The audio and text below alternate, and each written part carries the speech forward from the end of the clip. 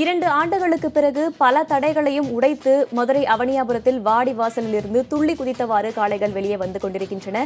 வாடிவாசலிலிருந்து வெளியே வரும் காளைகளையும் அதனை அடக்க காளையர்கள் முயற்சிப்பதையும் நாம் புதிய தலைமுறையில் நேரலையாக பார்த்துக் கொண்டிருக்கிறோம். அதனை தொடர்ந்து பார்க்கலாம். தற்போது களத்தில் இருக்கும் நமது செய்தியாளர் நாகேந்திரனிடம் கேட்கலாம்.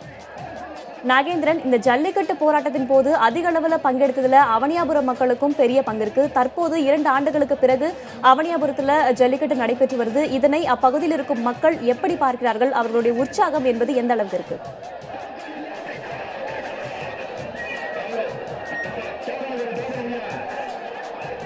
வேதவள்ளி, தற்போது இந்த காட்சிகளை நீங்களே பார்க்கலாம். இந்த ஜல்லிக்கட்டு மீதான தடை நீங்கியதை தொடர்ந்து தமிழக அரசு ஜல்லிக்கட்டு நடத்துவதற்கு புதிய சட்டம் கொண்டு வந்ததை தொடர்ந்து இன்று இங்கே ஜல்லிக்கட்டு போட்டிகள் தற்போது தொடர்ந்து நடைபெற்று வருகிறது.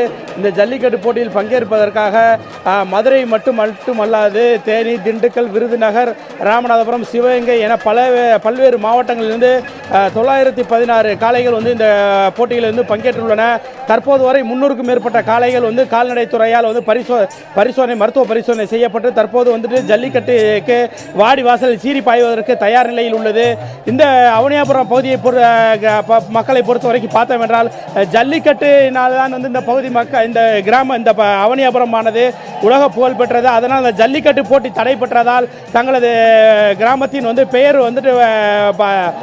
பெயர் பாதிக்கப்பட்டதாகவும் மேலும் பாரம்பரியம் அழிந்து விட்டதாகவும் இவர்கள் பேசிக்கொண்டு மேலும் இவர்கள் தொடர்ந்து ஜல்லிக்கட்டுக்கு ஆதரவாக போராட்டங்களில் ஈடுபட்டு வந்தனர். இந்த அலங்காநல்லூர் இந்த அவனியாபுரம் ஜல்லிக்கட்டானது தை மாதம் 1ஆம் தேதி தை திருநாள் அன்று இந்த ஜல்லிக்கட்டு போட்டிகள் வழக்கமாக நடைபெறும். ஆனால் இந்த ஆண்டு தடை நீடித்ததால் இந்த தை 1ஆம் தேதி நடைபெறவில்லை. தற்போது தடை நீங்கியதால் தற்போது இந்த ஜல்லிக்கட்டு போட்டிகள் நடைபெற்று வருகிறது. இதனால் இந்த அவனியாபுரம் பகுதி மக்கள் மிகுந்த மகிழ்ச்சியுடன் காணப்படுகின்றனர். மேலும் அவரவர் வீடுகளில் கிடாய்கள் வெட்டி விருந்துகள் அளித்து வருகின்றனர். இந்த ஜல்லிக்கட்டு பார்க்க வருவதற்கு யார் வந்தாலும் எந்த ஊரை சேர்ந்தவராக இருந்தாலும் முகம் தெரியாதவராக இருந்தாலும் அவர்களுக்கு கறி விருந்து அளித்து வருகின்ற காட்சிகளும் இந்த பகுதியில் நடந்து வருகிறது. இவர்களுக்கு இந்த ஜல்லிக்கட்டு போட்டி நடந்தது அவர்கள் மிகுந்த சந்தோஷத்தில் இருக்கிறார். மேலும் தமிழர்களின் பாரம்பரியம் காக்கப்பட்டதாகவும் அவர்களுக்குள் ஒரு எழுச்சி பிறந்துள்ளது. தற்போது பல்வேறு மாவட்டங்களிலிருந்து ஒரு லட்சக்கணக்கானோர் இந்த ஜல்லிக்கட்டு போட்டிகளை பார்ப்பதற்காகவும் இந்த ஜல்லிக்கட்டு போட்டிகளில் பங்கேற்பதற்காகவும் அதிகமானோர் வந்துள்ளதால் இந்த பகுதியே மிகுந்த விழாக்கோலம் பூண்டுள்ளது. வேதவள்ளி, நாகேந்திரன், கிட்டத்தட்ட 900க்கும் மேற்பட்ட காளைகள் அந்த இடத்துல இருக்கு. இப்போ இந்த காளைகள்லாம் எத்தனை குழுக்களாக அனுப்பப்படும்? வழக்கமாக எவ்வளவு காளைகள் இந்த ஜல்லிக்கட்டு போட்டி நடைபெறும் போது பங்கேற்கும்? இந்த ஆண்டு எப்படி இருக்கிறது?